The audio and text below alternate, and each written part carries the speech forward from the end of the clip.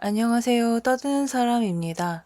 떠드는 사람 289화는 넷플릭스 드라마 아주 불길한 일이 일어날 거야에 대해서 떠들어 보도록 할게요. 제목에 써진 아주 불길한 일, 도대체 뭘까요? 또 그게 왜 일어나는 걸까요? 뭐 때문에 이 드라마 속 주인공은 아주 불길한 일을 겪어야만 했을까요?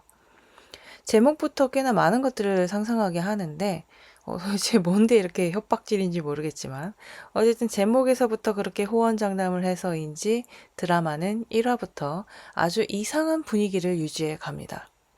별일도 아니고 심지어 아무 일도 일어나지 않았는데 계속 이거 사실 뭐 이상한 거 있어 이런 느낌이라도 보이는 것처럼 긴장감을 계속 유발시키고 있는 거예요. 이 드라마의 주인공은 레이첼이라는 여자입니다. 니키라는 남친이 있고 그 남친에게 청혼을 받았어요. 그래서 결혼을 하기로 합니다. 그래서 그의 집의 가풍에 따라 결혼식은 니키의 집에서 하기로 하고 그의 집으로 가게 돼요.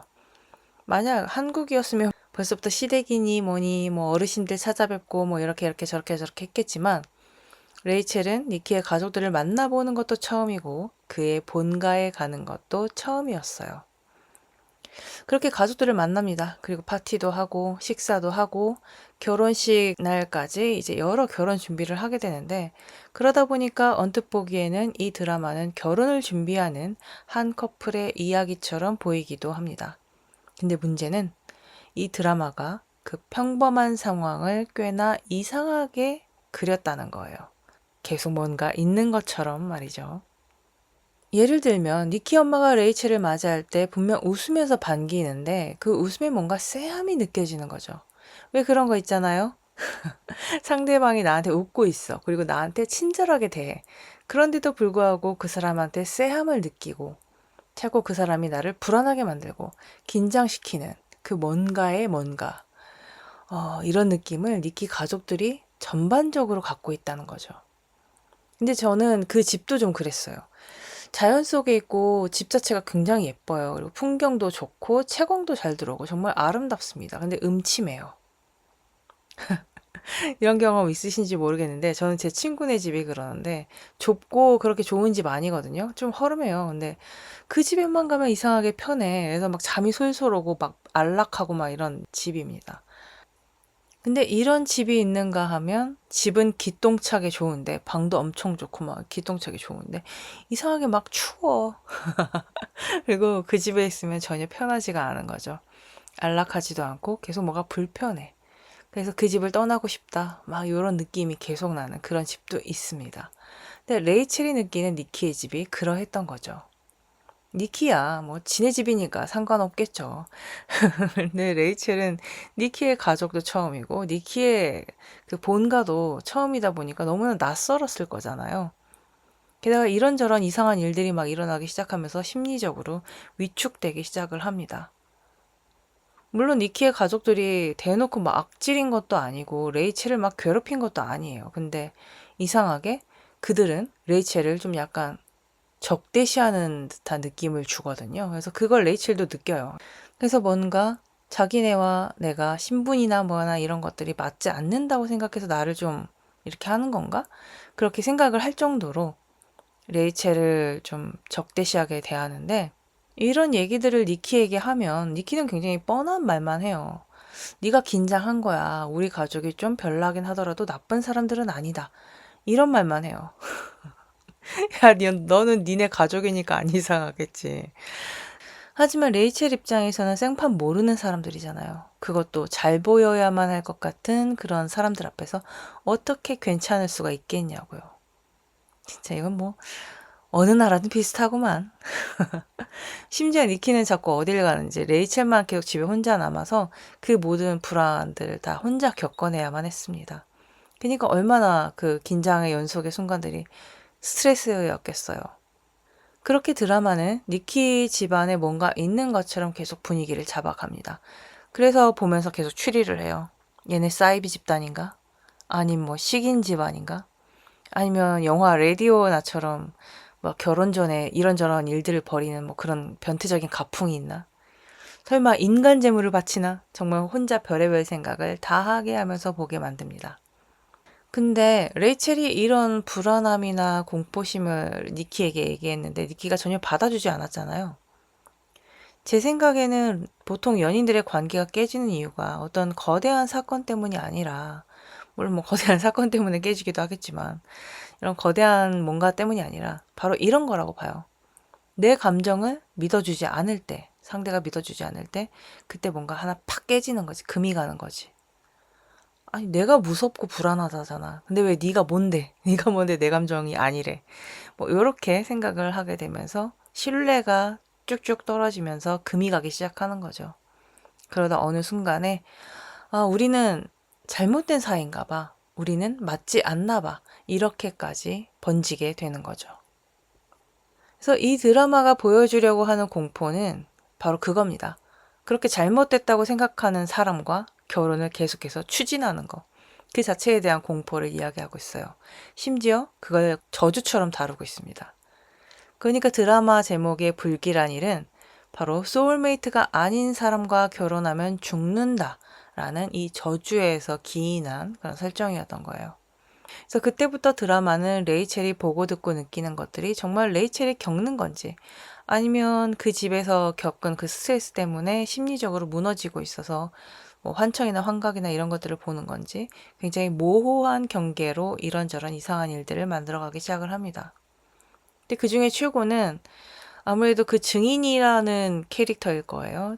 그래서 서양 결혼식을 보면 증인이라는 사람이 나오잖아요. 이 결혼을 실제로 이제 증인을 서주는 뭐 이제 그런 건데, 이 드라마에는 그 증인이라는 역할을 하는 한 할아버지가 나와요. 근데 그 노인네가 레이첼 주변을 계속해서 맴돕니다. 그러면서 물어봐요.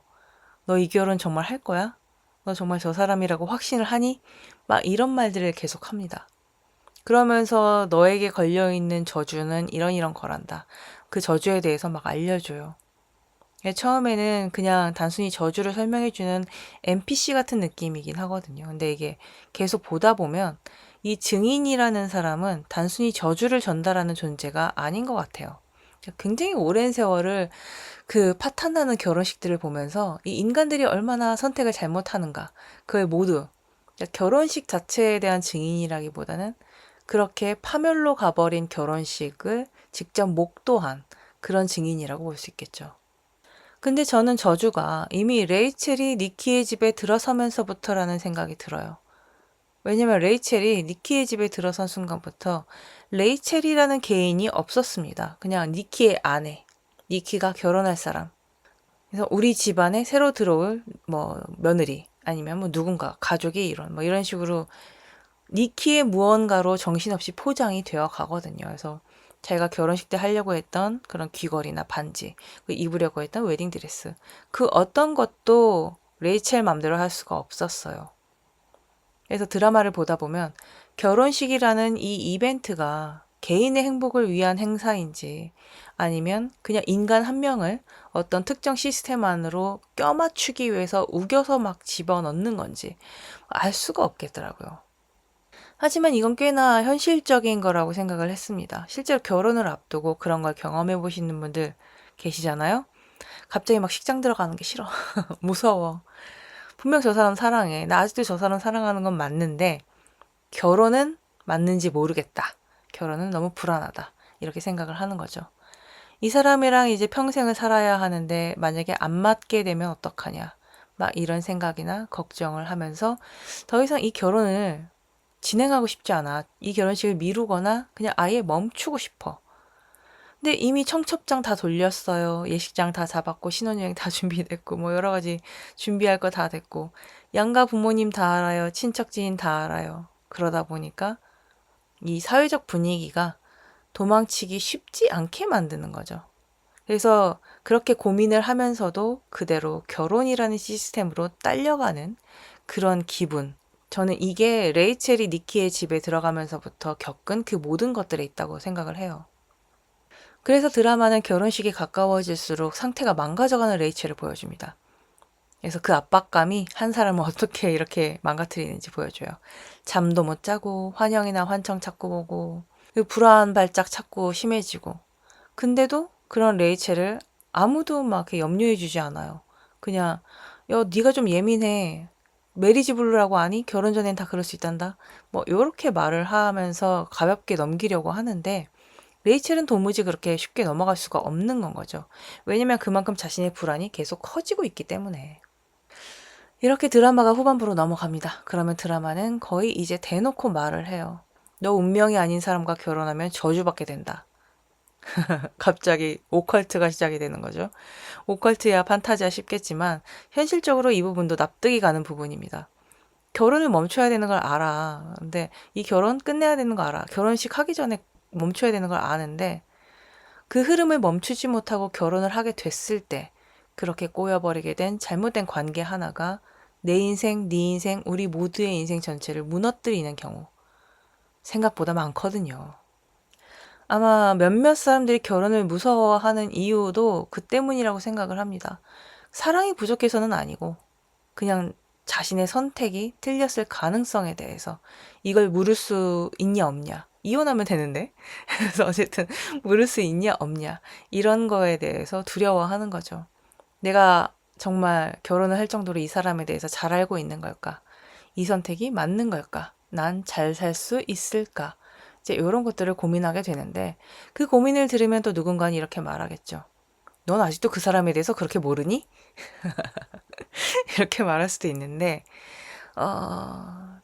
제 생각엔 그렇습니다. 뭐 사실 인간은 끝까지 타인을 완전히 알지는 못한다고 생각을 해요.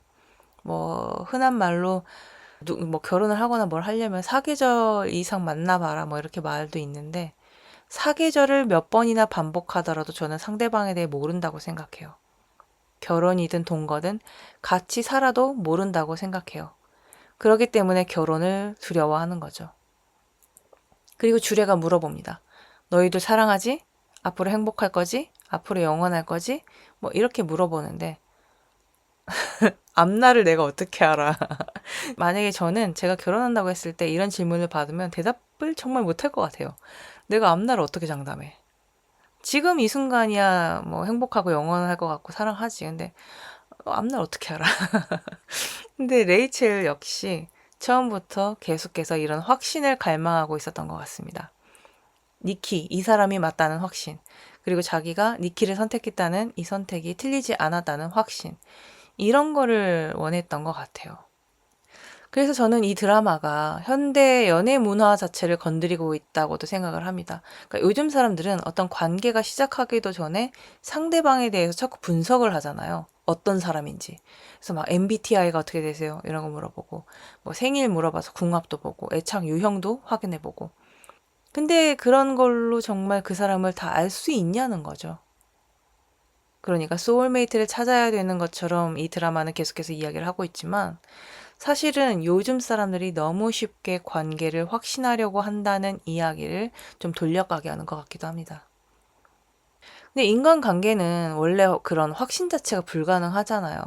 제가 지금 막 계속 부정적으로 얘기를 하고 있지만 아무리 사랑하더라도 미래는 우리는 알 수가 없으니까. 그리고 아무리 오래 만나도 타인을 완전히 알 수는 없으니까요. 근데 사람들은 자꾸 관계를 정답을 내려고 합니다. 이 사람이 내 소울메이트인지 아닌지 알고 싶어 하고, 영원할지 안 할지 알고 싶어 하고, 그래서 우리 관계가 실패할 것인지, 실패하지 않을 것인지, 그런 거를 알고 싶어요. 그 관계가 시작하기도 전에. 그런데 이 드라마는 그 강박 자체가 공포라고 이야기를 하고 있는 것 같습니다. 그래서 그런 상황에서 하는 결혼식도 이상하겠지만, 저는 그냥 기본적으로 결혼식도 좀 이상하다고 생각을 해요. 막 아까 말한 그런 주례 말도 있지만 갑자기 뭐 본 적도 없는 수십 명, 수백 명의 사람들이 몰려와서 내 결혼식을 축하한대. 그리고 인증하고 막 다 같이 사진 찍고 막 돌아다니면서 아이고 감사합니다, 감사합니다 이렇게 인사하고 돌아다니고. 전 그게 좀 이상한 거예요. 그래서 누군지도 모르는 사람들에게 둘러싸여서 했던 얘기 또 하고 또 하고 하면서 계속 결혼식이니까 뭐 둘이 어떻게 만났냐 이런 거 물어보잖아요. 드라마에서처럼. 둘의 관계를 하나의 이야기로 결국은 매뉴얼처럼 만들어내게 되는데 그게 정말 두 사람의 이야기인 건지 아니면 결혼식이라는 자리가 만들어낸 이야기인 건지 알 수가 없게 된다는 거죠. 그리고 저는 이거 자체가 결혼식과 다를 바가 없다고 이야기를 하고 싶은 거예요. 그래서 제게는 이 드라마 속 결혼식 장면에서 그 마지막에 하객들이 모조리 죽어나가거든요. 아주 좋았습니다. 마치 누군가 학살이라도 하는 것처럼 싹 전멸을 하는데 그 장면은 결혼하는 당사자들뿐만이 아니라 그 자리에 있는 모든 사람들의 잘못된 관계들까지도 붕괴시키는 그런 느낌이었어요. 그러니까 니네도 운명의 상대가 아닌 사람들, 뭐 이미 뭐 관계 끝났는데도 억지로 이어져서 유지 중인 관계들, 사랑이 아니라 불안이나 타협이나 체념으로 붙어 있는 관계들, 그런 것들이 그 한 공간에 모여 있다가 한꺼번에 폭발해버린 느낌이었거든요. 근데 이게 단순히 뭐 그 저주랑 관련된 오컬트 재앙이라기보다는 인간들이 그런 관계에 덧씌운 그런 특정 환상이 무너지는 장면처럼 느껴진 거예요. 계속해서 말하는 뭐 운명적인 사랑, 뭐 완벽한 결혼, 영원한 관계. 저는 이런 것들이 한 번에 박살나는 느낌이어서 그 후반부에 하객들이 모조리 죽어나가는 장면이 꽤나 마음에 들었습니다. 이 드라마의 하이라이트예요. 근데 여기서 또 재밌는 게 하나 있죠. 형 부부는 살아남습니다. 다 싸그리 죽어나갔는데 그 형 부부는 살아남아요. 드라마 내내 사이 안 좋아 보였어. 막 이혼한다고도 했어. 그리고 계속 지지고 볶고 그랬는데 그들은 왜 살아남을 수 있었을까요? 저는 이거 되게 중요한 요소라고 보거든요. 왜냐면 이 형 부부는 레이첼과 니키 커플이랑은 반대 개념으로 배치되어 있는 그런 커플이에요. 그러니까 레이첼과 니키가 계속 운명적인 관계처럼 포장이 되고 있거든요, 드라마에서. 그래서 꽤나 뭐 거창한 의미 부여를 통해서 계속 포장이 되는데 이 형 부부는 오히려 엄청 현실적인 관계처럼 보입니다. 계속 싸우고 막 서로 피곤해하고 뭐 로맨틱하지도 않아요. 하지만 부부라서 나오는 짬바는 있죠. 그래서 레이첼과 니키가 서로를 계속해서 우리의 관계는 정답인가? 막 이런 거 확인하려고 하잖아요. 그 강박이 있는데 형 부부는 그런 강박이 없었습니다. 그래서 완벽한 사랑이라기보다는 그냥 서로를 현실적으로 있는 그대로 받아들이고 살아가는 그런 느낌이 더 가까웠어요. 그래서 저는 오히려 이 저주가 말하는 그 살아남는 관계라는 게 운명의 상대랑 결혼해서 살아남는 게 아니라 상대를 완벽한 판타지로 소비하지 않는 관계. 그러니까 마지막에 하객들이 다 죽어나갈 때 이 형 부분만 살아남았던 건 단순한 어떤 생존이 아니라 드라마 나름의 관계론처럼 느껴진 거예요. 어떤 환상 위에, 결혼이라는 환상 위에 세워진 뭐 유명무실한 그런 관계들 말고 그저 지금의 현실을 계속해서 함께 견뎌내는 그런 관계만 남는 거죠. 그러니까 이 드라마는 결국은 소울메이트를 찾아라 이런 이야기를 하는 게 아니라 오히려 관계를 너무 운명적으로 소비하려고 하는 인간들을 좀 비틀어대고 있는 그런 것처럼 보이기도 했습니다. 그래서 결국 아주 불길한 일이 일어날 거야 이 드라마는 결혼이라는 이벤트를 다뤘다기보다는 내 선택과 상대에 대한 두려움과 불안, 그리고 뭐 이 관계에 대해서 정답을 내려고 하는 그 집착, 강박, 그런 것들을 초자연적인 저주를 통해서 시각화해서 보여준 거라고 생각을 해요. 결혼 별로야. 그럼 이렇게 떠드는 사람 289화. 아주 불길한 일이 일어날 거야. 편을 마치도록 하겠습니다. 다음 290화에서는 어떤 이야기로 떠들지 기대해 주시고요. 영화나 드라마에 대해 하고 싶은 이야기, 듣고 싶은 이야기, 대신 봐줬으면 하는 작품들에 대해서는 이메일 sayloveU, sayloveuu 골뱅이 gmail.com이나 팟빵, 애플 팟캐스트, 스포티파이, 유튜브, 인스타에 떠드는 사람 채널에 남겨주세요. 그럼 290화에서 만날게요. 안녕!